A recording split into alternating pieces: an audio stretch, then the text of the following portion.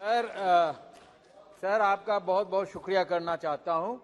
इस अमृतकाल के बजट को मैं इस तरह देखता हूं, this is a budget for the poor by this is a budget for the rich and by the rich, and it is anti poor, anti unemployed, anti farmer, anti labour, anti SC ST OBC and anti minority.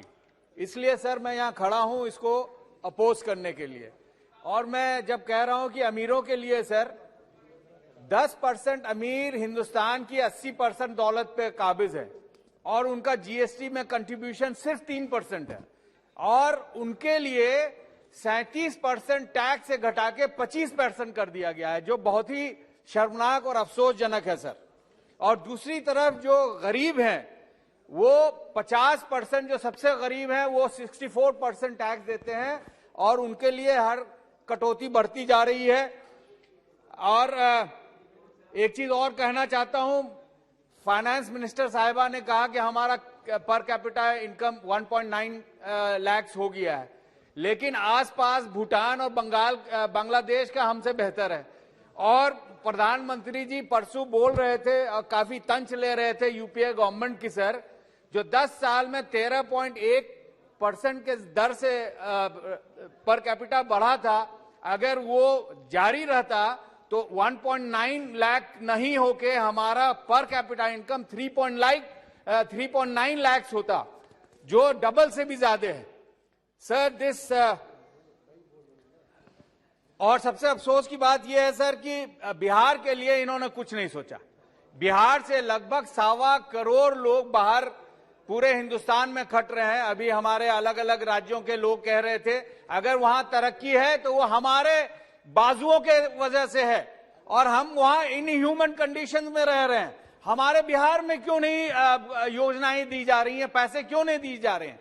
क्योंकि वो चाहते हैं कि बिहार गरीब रहे और बिहार से गरीब मजदूर पूरे मुल्क में दर दर की ठोकर खाए। इसको हम अपोज करते हैं सर। और दूसरी जो सबसे खराब बात है, जो गरीबों की बात मैं कह रहा था सर, मनरेगा में पिछले साल 89,000 करोड़ दिया गया, उसको 1/3 घटा के 60,000 करोड़ किया गया। ये बहुत ही दुखित है।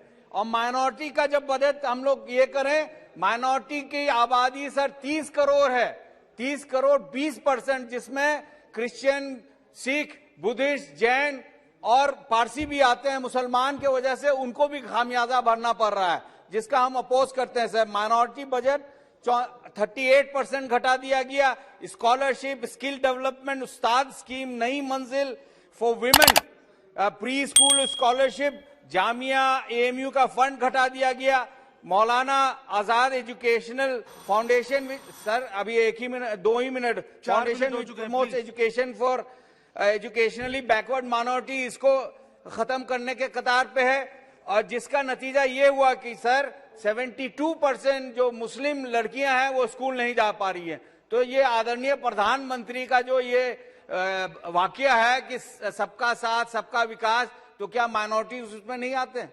जब बच्चियों की बात करते हैं कि पढ़ाओ और बचाओ बच्चियों को, तो क्या मुसलमान बच्चियां उसमें नहीं आती हैं? इसका हम विरोध करते हैं सर। अगर विश्व गुरु सही मायने में भारत को ले जाना है तो माइनॉरिटीज को और कमजोरों को, SC ST सबको लेके चलना होगा, वरना वो विषी रह जाएगा। सर एक रिपोर्ट है, एक तो हमारा बजट घटाया जा रहा है, एक CMRI का रिपोर्ट है, by helping offenders, detaining victims, failing to register FIR, law enforcement agencies played a role in furthering hate crimes, mostly in BJP-led government. 221 में 209 केसेस हेट क्राइम के हुए थे, 192 मुसलमानों के खिलाफ, 95 क्रिश्चियंस के खिलाफ और 7 सिख के खिलाफ। This has to stop. और खास करके जो टीवी चैनल और सोशल मीडिया पे हेट मॉन्गरिंग करते हैं, इस पे सख्त सख्त कानूनी कार्रवाई होनी चाहिए सर। उसके अलावा मैं सर अपने कॉन्स्टिट्यूएंसी के बारे में कहना चाहता हूं सर। रेलवे का बहुत फंडिंग इस बार हुआ है। किशनगंज से जलालगढ़ रेलवे को स्टार्ट होना चाहिए। मेडिकल कॉलेज नहीं है सर किशनगंज में, 200 एकड़ जमीन है, वहां पे गवर्नमेंट मेडिकल कॉलेज होना चाहिए। 157 नर्सिंग कॉलेज है, उसमें भी भागीदारी मिलनी चाहिए सर। आधा मिनट और सर। और ये टूरिज्म को बहुत डेवलप करना चाहते हैं, कुछ सूची है मैं दे दूंगा, लेकिन अयोध्या को अगर जो टूरिस्ट के लिए बनाया जा रहा है तो सीता मां की जन्मभूमि है सीतामढ़ी, उसको भी ध्यान कर लेना चाहिए और उसको भी डेवलप करने की जरूरत है सर। हमारे यहाँ एकलव्य स्कूल की जरूरत है जो 700 कुछ बन रहे हैं, 740 में भी हमारा भी हिस्सा होना चाहिए।